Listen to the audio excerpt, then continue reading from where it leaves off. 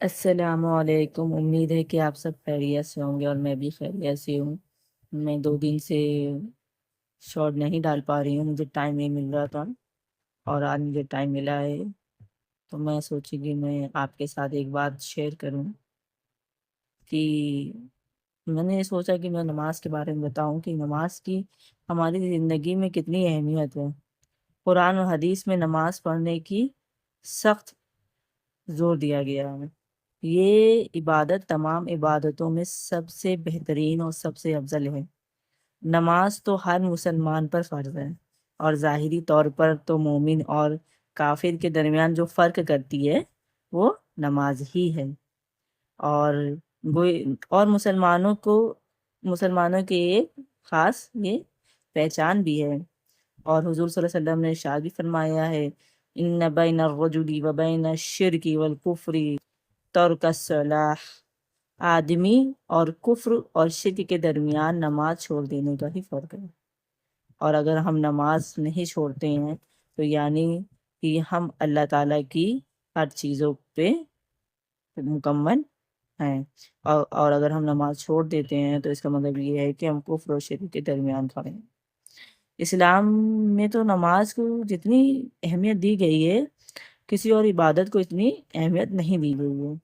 نماز کو چھوڑنا، اس کو ادا کرنے میں لاپرواہی کرنا بہت زیادہ سخت گناہ ہے، اس سے اللہ تعالیٰ بھی ناراض ہوتے ہیں۔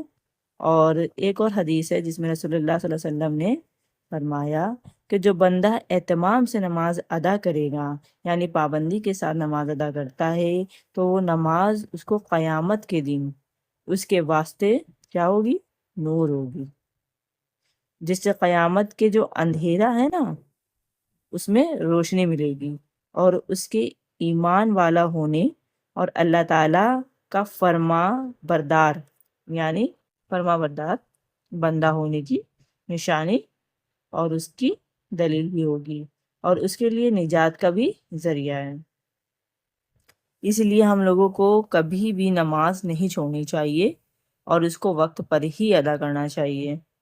مردوں کو تو جماعت کے ساتھ پڑھنی چاہیے اور عورتوں کو اپنے گھر میں پڑھنی چاہیے اور پردے کے ساتھ، اور کبھی بھی سخت مجبوری اگر ہو گئی، کسی وجہ سے نماز قضا بھی ہو جائے، تو جلد سے جلد پڑھ لینی چاہیے۔ کوشش کرنی چاہیے کہ اگر ہم نہیں پڑھیں گے تو اللہ تعالیٰ ہم سے ناراض ہو جائیں گے۔ اگر ہمارے دل میں یہ سب چیزیں آ گئیں تو جہنم میں میرے لیے ڈھال کا ذریعہ بنے گی۔ تو ہم لوگوں کو اہتمام کرنا چاہیے نماز کا، اور اگر اہتمام نہیں کریں گے تو وہ اس کے واسطے نور نہیں بنے گی نا، اور دلیل بھی نہیں دلیل ہوگی، اور نہ ہی نجات کا ذریعہ ہوگی، اور وہ انسان کو کیا کہیں گے؟ بدبخت کہیں گے، یعنی برا کہیں گے۔ اور قیامت میں جو قارون ہیں، جو فرعون ہیں، جو نافرمان لوگوں کے ساتھ ابی بن خلف تھے، اس کا ساتھ ان کے ساتھ ہے۔ تو کیا کہتے ہیں کہ ہم لوگوں کو نماز کی بہت بہت پابندی کرنی چاہیے۔ ہم لوگ کہیں بھی جاتے ہیں نماز چھوڑ دیتے ہیں، یا کوئی مہمان آتا ہے نماز چھوڑ دیتے ہیں، لیکن دنیا کا سارا کام کرتے ہیں پر نماز ادا نہیں کرتے ہیں پابندی کے ساتھ، تو یہ سب سے بڑی کمی ہے ہم لوگوں کی، اور ہم لوگ خود جہنم کی طرف جا رہے ہیں۔ بس ذرا سی لاپرواہی، اگر ہم اہتمام سے سب سے پہلے نماز ادا کر لیں اور پھر کام کریں دنیا کا، تو سمجھ لیجیے جو ہمارا کام ہے وہ ہماری عبادتوں میں شامل ہو جائے گا۔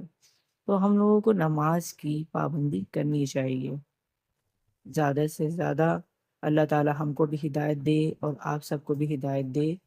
اللہ حافظ۔ دعا